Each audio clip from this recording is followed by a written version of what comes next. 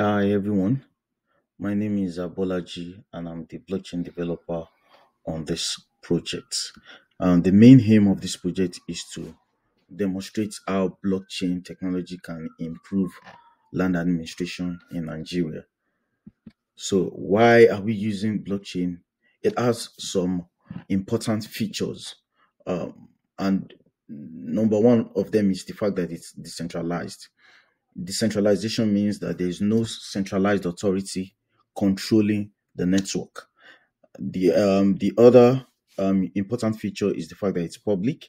This ensures that every transaction on the blockchain is available for anyone to view and verify. And the fact that it is also peer to peer, that means that it's censorship resistant, and it also ensures that every transaction is final. It cannot be reversed. Now, all of these features together ensures that the stakeholders don't have to trust, but they can verify everything on the blockchain. All right. Now, the scope of the project, number one, is to develop a minimum viable product. Number two is to also generate a digital representation of land on the blockchain. We also the project scope also include development of basic user interface for all the stakeholders to interact with the smart contract on the blockchain. And the final one is the functionalities in the contract to handle land ownership disputes. All right.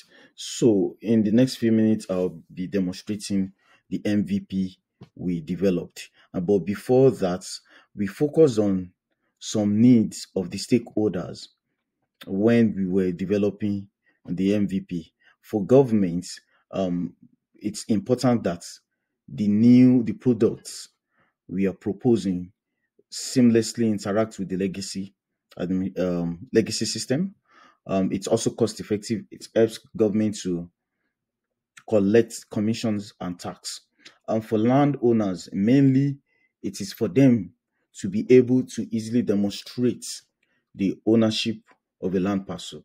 And for other stakeholders, it is just to be able to verify the authenticity of a land parcel, and to also see everything happening in the land administration. So transparency.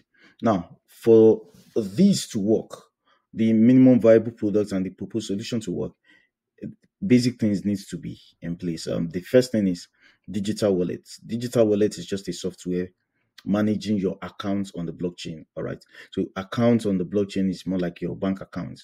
If you don't have a bank account, you can't transfer money from one account to another. So it is with your wallets that you can interact with the blockchain. All right.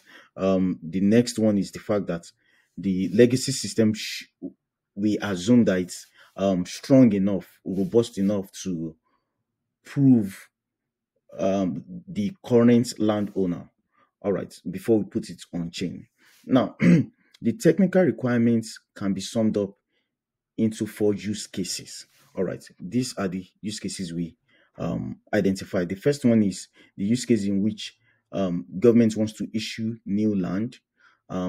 Let's say the land has not been existing; it's a green land, and the government decides to ensure commercialize it, so they can be able to issue it on the blockchain. For use case two, in this case, we have a case in which the current landowner just find out that the government has just deployed land administration on the blockchain, and he would want his land to be on the blockchain and reissued or reallocated to him. All right, that's the second use case. The third use case is it has to do with transfer of ownership. So this is when a digitized land on the blockchain, the current landowner wants to sell it, and the land there is a willing buyer on the other side to buy.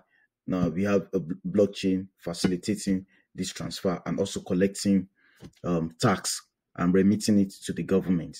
And also it's available for all the stakeholders to see what has happened. Or then the last use case is the use case 4, which has to do with handling disputes. For this case, we actually had to create a special rule on the smart contract to handle this. The role is called validator. It's like the judiciary who has the power to seize a land parcel and reallocate it. It is deep it is independent of the admin rule. The admin rule is given to the government to be able to process and handle every request from the users. All right, so these are the two rules in the contract. Let's move on. So let's go to the overview of the proposed solution. Now, the proposed solution has these major components. The first is the user interface. We have the smart contracts written in Solidity programming language and living on the blockchain. Um, in this case, it has to be EVM compatible blockchain. Then we have land documents living on a decentralized storage system. We have the indexer. All right. As I said earlier, these wallets are necessary for all the stakeholders to interact with the blockchain through the help of the user interface. The state changes they make on the smart contract comes out as output to the indexer. The indexer takes these outputs, which we call event streams, conveys it, takes it and renders it and make it available to the user interface so that it can appropriately show the state of the contract. Now, the contract itself, the digitized version of the land parcel on the contract, every one of them has a document representation on the decentralized storage system. This has to be decentralized storage system so that there's no single point of failure. All right. Then I will now demonstrate how to register a new user on the MVP. For any user to use the MVP, it has to be registered by the admin first. And I'm going to demonstrate that. Here is the user interface of the MVP. I'm on the home page now. Now, there are two ways to register new user. The user can come and raise a request and send it to the admin to request to be registered. And the second way is the admin checking the government database. In this case, the admin is like the law office who also work for the government. So it's assumed that he has access to government database. So the admin can come to admin page, all right, and register new user. So clicking register new user, he has to assign a new and unique ID to the user. If it is not unique, it will be rejected by the blockchain. The details of the new user, let's call him same guy, and anything to them to show his citizenship. So this will be his proof of identity. All right, will be included here. Then his wallet address. In this case, I'm going to use account 4 wallet address on my I'm going to copy the wallet address here, and I'm going to use it to register this new user 3. Then let me ensure that my wallet is in account 1 so that we don't have a problem. Okay, then I can click register this new user 3. I'm going to sign the transaction and it's been sent to the blockchain. We are waiting for the confirmation that it's done. All right, the new user has been registered. So if we come here as admin, we can search for new user 3 user ID, and we can see all the details we entered. It is important to know that name and proof of identity, these are personal information and must be saved on a database, not on the blockchain. It's only the user wallet and the user ID that must be saved on the blockchain. Now, for the case of so this inactive means that we've not given this user access to trade on the platform. So to give this new user 3 access to trade land, register land on this platform, we'll click grant right to land, enter the new user the ID, and we click grant rights, and we confirm it. Let's wait for notification that this has been done on chain. It's going to pop up anytime from now. All right, we just received that. So if we check this again, it's now active. So far, we've been able to register new user. We've also grant access to the new user to trade and register land on the system. So let's start with use case one. Use case one and two has to do with land registration. So to quickly demonstrate use case one, in which government has to issue new land on the blockchain. Let's say this new user 3 comes to the government and say a green reserved area, he wants to buy it. All right. So to issue a new land, the admin will just click register and allocate land and fill out this form. So the land must come with a unique ID number, which is land ID 12, for example, but it has to be unique. Yeah, the location must be entered, the coordinate, then the size of the land, in this case, let's say it's 450. Now, the land document must be the IPFS hash, must be the reference to the land document on the decentralized storage. Now, I have some of it prepared here, and I'm going to copy that and enter it as the admin. Then the owner of the land, we want to, the user ID we want to give the land to, it's assumed that he has paid what he has to pay. So we are allocating the land to him. We click and the MetaMask pop up and assign the transaction is sent on chain. So we'll wait for the transaction to be approved on chain. Now, while we do that, we can, now we have the notification saying that it's done. So that means if we come here and we check the details of land ID 12, we are now on the home page, which is accessible to all users. We click verify, it brings out the details of the land. Here is the current owner. So this is how the current owner of the land will be able to demonstrate the ownership of his land. Now, if you click this URL link, it will bring up the metadata containing the information regarding the land and the location of the images of the documents of the land. So if you copy the URL for this image and you put it in the browser, it will bring up the documents for the land. So it's important that no personal information is included on the documents of the land except the description of the land itself. This is also to protect privacy. So here we are doing well so far. We are moving fast. All right.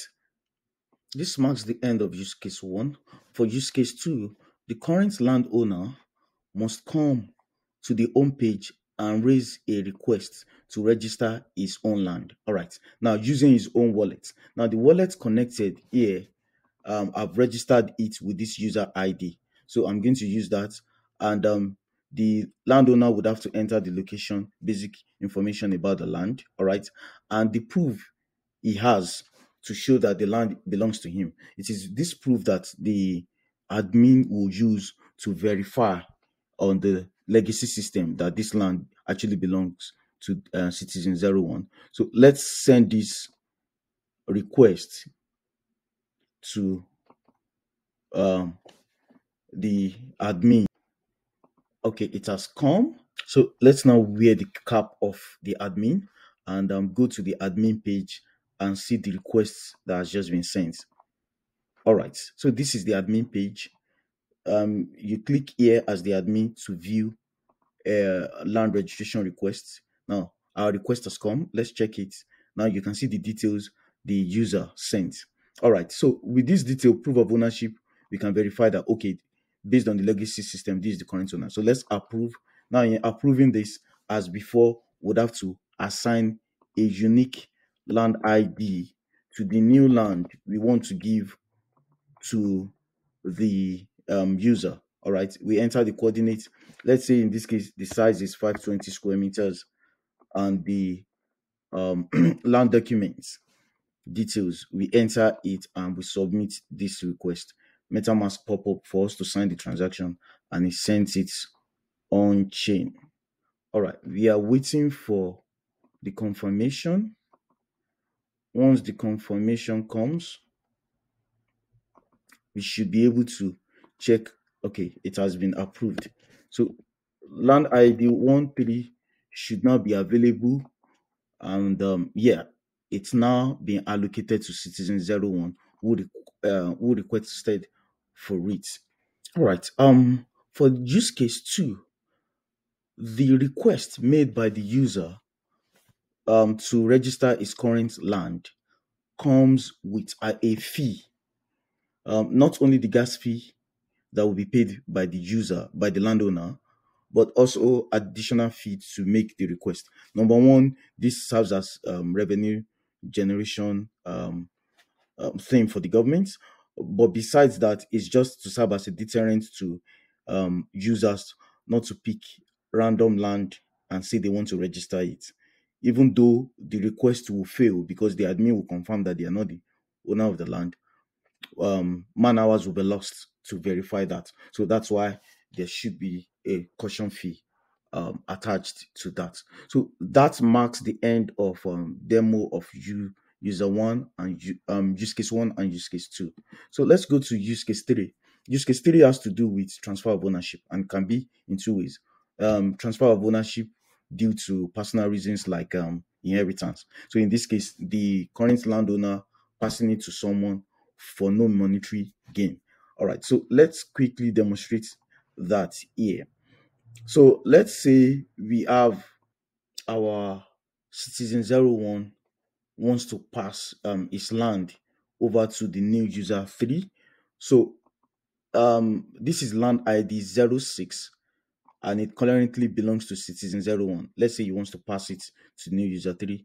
This is the home page. So this button brings up a modal to do that. So this is the recipient of the land, and we are saying it's new user 3, right?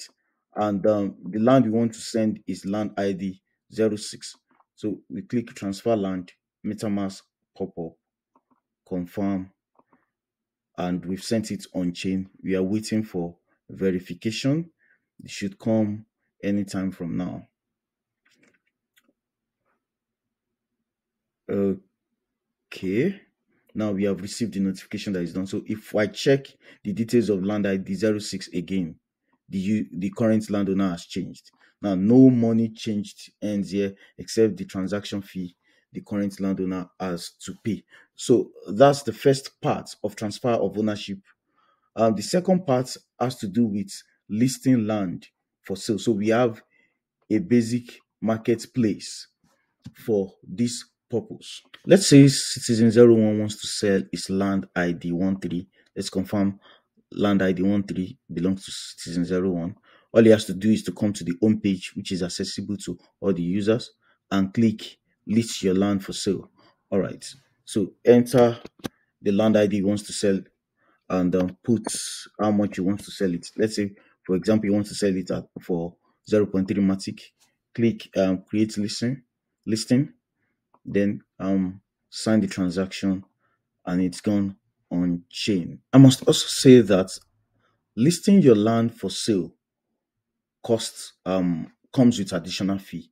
This is also not to ensure that every seller of the land wants to actually sell the land. It's not that he will put it in the market today and by tomorrow he takes it down and repeat the process just to test the market. All of these transactions just clog up the system. So, and it's also a way for the government to generate revenue. All right. So once we have listed the land for sale, we'll come to the land for sale.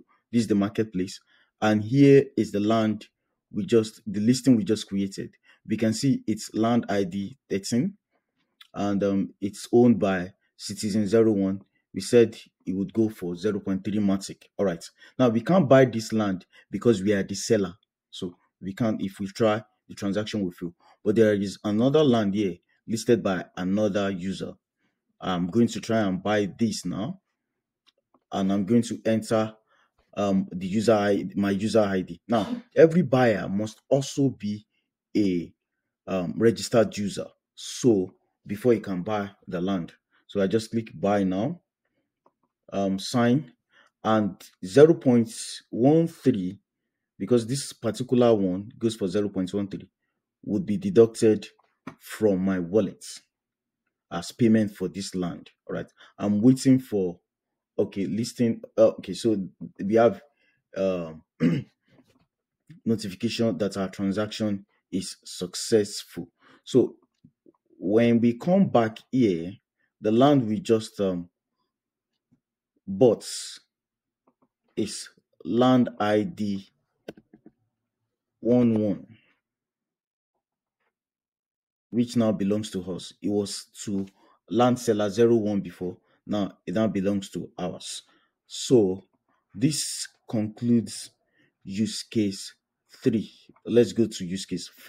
Now, the use case 4, which is handling disputes. This is where the second role we created in the smart contract called validator is quite useful. The validator in this case is like the judiciary, and he has the power to freeze a land. He has the power to reallocate a seized land. So, and that's why it's so important that the validator, whoever is handling that role, is independent from whoever is handling the admin role. All right, so let's quickly demonstrate that.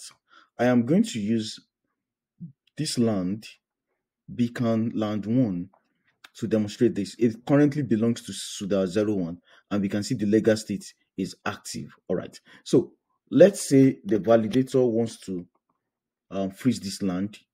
We go to the validator page. Now, in this case, we are also, my wallet is also the validator. That's why I can access this page. All right. So this is where the validator will enter the land he wants to freeze. All right. Let's say we have entered it, then we click freeze land. Then MetaMask pop up and we sign the transaction. It goes to the blockchain. We wait for confirmation. Once it goes through, we can now check the land again. Waiting for the notification. All right, the land has been frozen. So let's check here. Now it becomes inactive. Now, the whole essence of when a land becomes inactive, it means that no transfer of ownership can take place on the land until the dispute on it is settled. So Suda 01 cannot sell this land or also transfer it to anybody until it becomes active. Now, at this state, the admin can take the land and give it to the validator, and the validator has the power to reallocate it to the right owner. So these are the 4 use cases that we have developed the MVP for. I thank you so much for your time. I hope you have enjoyed it. Thank you so much.